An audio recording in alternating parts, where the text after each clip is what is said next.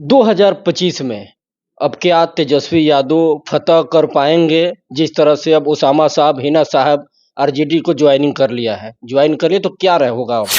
बिहार में जिस प्रकार शाहबादियों का जो फौज है, ओसामा को चाहने वाले एक बड़ा तबका, हिना साहब को चाहने वाला एक बड़ा तबका, हिंदू में भी मुसलमान में भी, जो बड़ा एक रिप्रेजेंट करने वाला बड़ा फेस, डायनेमिक फेस है ना साहब, बिहार के भविष्य के रूप में, युवाओं के आइकॉन के रूप में बाबू ओसामा। और दो युवा जब मिलता है एक साथ, कयामत आएगा, देखिए। मजबूत होगा पार्टी अब कहीं ना कहीं उसामा साहब के मिलने से आरजेडी में।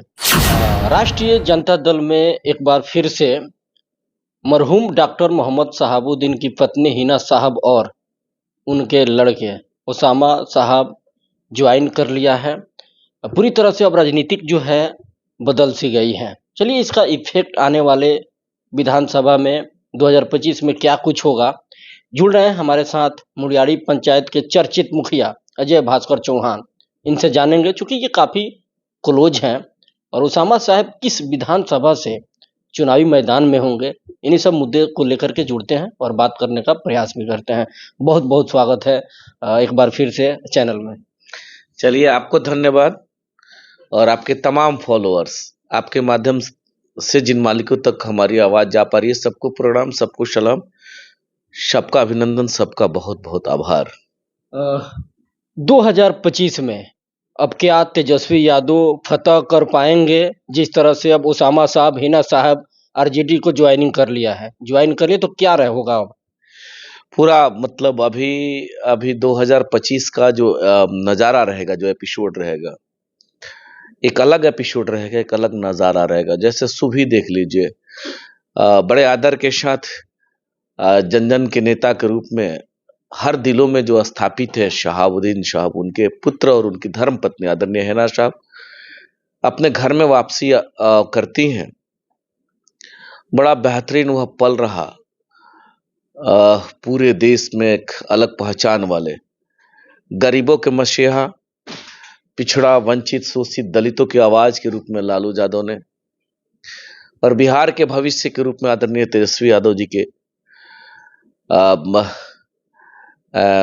उपस्थिति में घर में वापसी बड़ा बेहतरीन तरीका से हुआ। हम लोग यही सम्मान चाहते थे।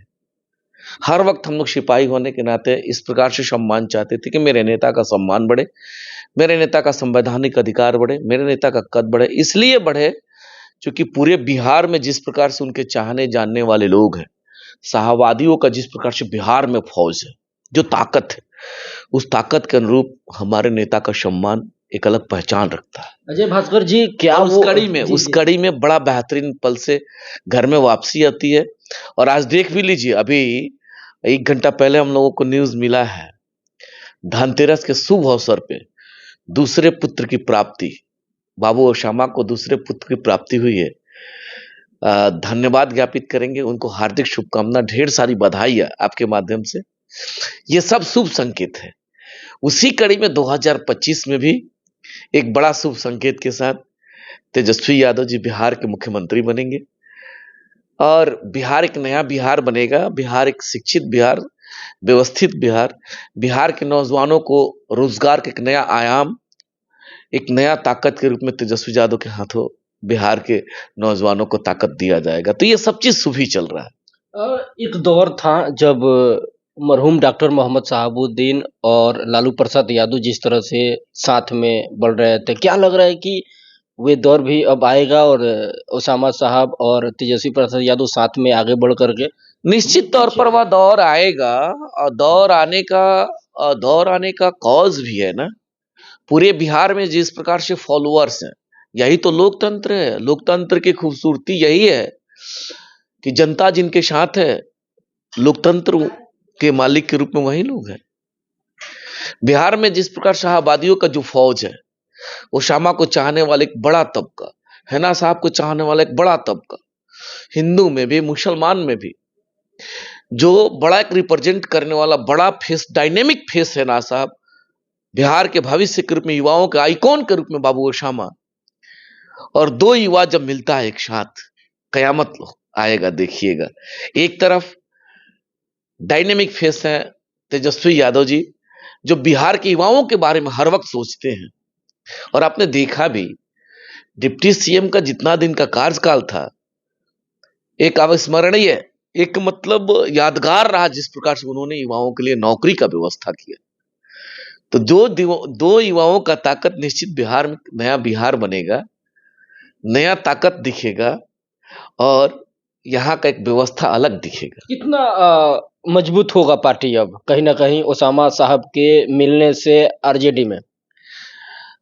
जो मजबूती साहब के दौर का था, पुनः वह मजबूती के रूप में बाबू ओसामा के नेतृत्व में, अभिभावक स्वरूप आयरन लेडी हैना साहब के नेतृत्व में, उससे भी मजबूत एक स्तंभ के रूप में सीवान और बिहार उभरेगा।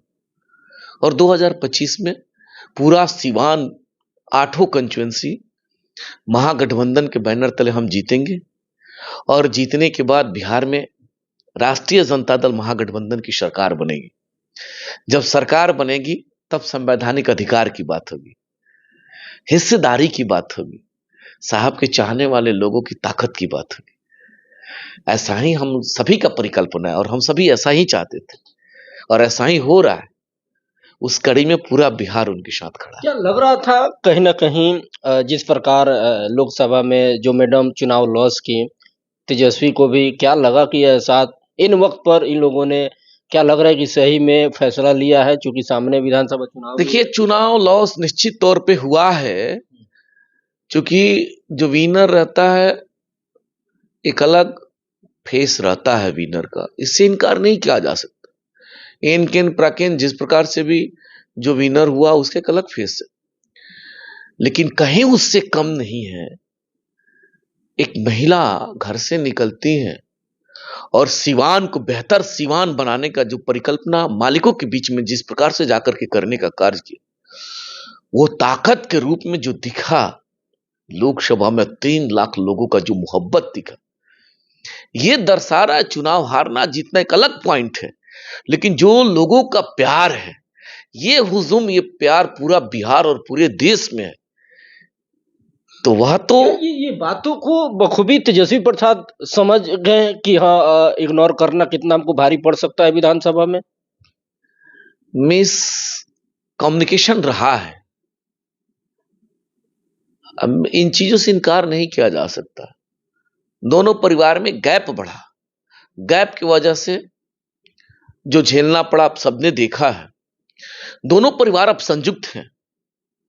अब दोनों परिवार मिल करके, 2 युवा मिल करके और 2 अभिभावक के नेतृत्व में, एक अभिभावक के रूप में जन जन के दिलों में बसने वाले गरीब, वंचित, शोषित, पिछड़ा, हम जैसे अति पिछड़ा दलितों के आवाज के रूप में अभिभावक के रूप में आदरणीय लालू प्रसाद यादव जी, और दूसरे अभिभावक के रूप में आदरणीय हैना साहब। इन दोनों महारथियों के सानिध्य में 2 युवा जब बिहार के हक के लिए आवाज उठाएंगे, बिहार के हक के लिए जब लड़ाई लड़ेंगे, उस लड़ाई को वह लोग जीतेंगे और बिहार में इनकी सरकार बनेगी। और जब सरकार बनेगी, देखिएगा एक नया बिहार बनेगा। जैसे ही ओसामा साहब आरजेडी ज्वाइन करते हैं पार्टी, तो कयास अब लगाए जा रहे हैं, चर्चाएं काफी तेज हो रही है कि वे रघुनाथपुर विधानसभा से वे उम्मीदवार हो सकते हैं। आप क्या? लोकतंत्र की खूबसूरती है। उस दिन भी लोग सवाल पूछ रहे थे बड़े आदर के साथ आदरणीय तेजस्वी यादव जी से कि क्या विधानसभा चुनाव बाबू ओसामा लड़ेंगे, और आप मीडिया के साथी और मालिक लोग भी ऐसा पूछ रहे कि ओसामा साहब रघुनाथपुर से चुनाव लड़ेंगे। मेरा जहां मानना है कि सूरज को दीपक दिखाने से क्या फायदा है। सूरज को अगर हम दीपक दिखाएं तो हमको बहुत फायदा नहीं दिख रहा है।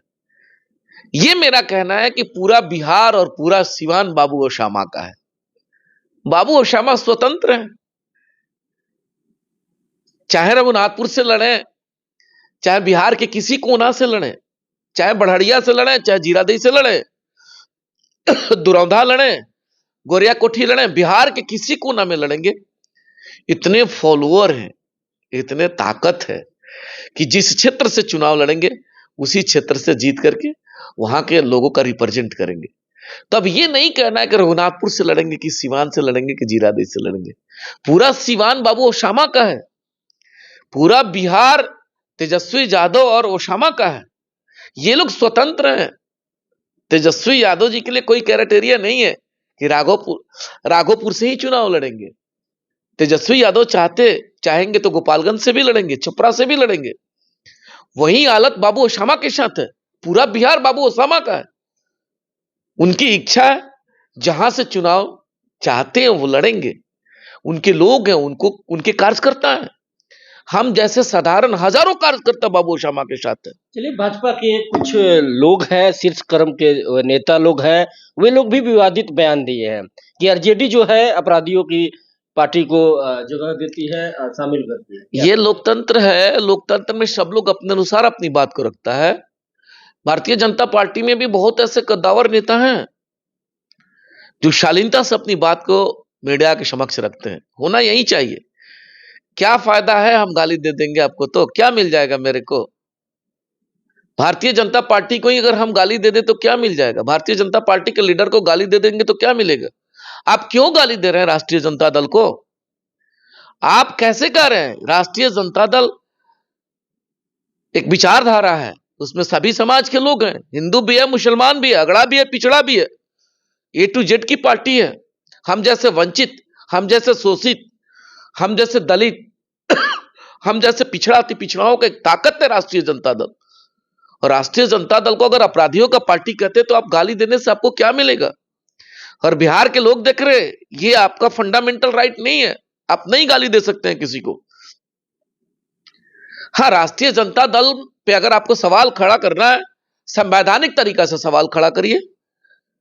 हमको आप पे सवाल खड़ा करना होगा, संवैधानिक तरीका से सवाल खड़ा करेंगे।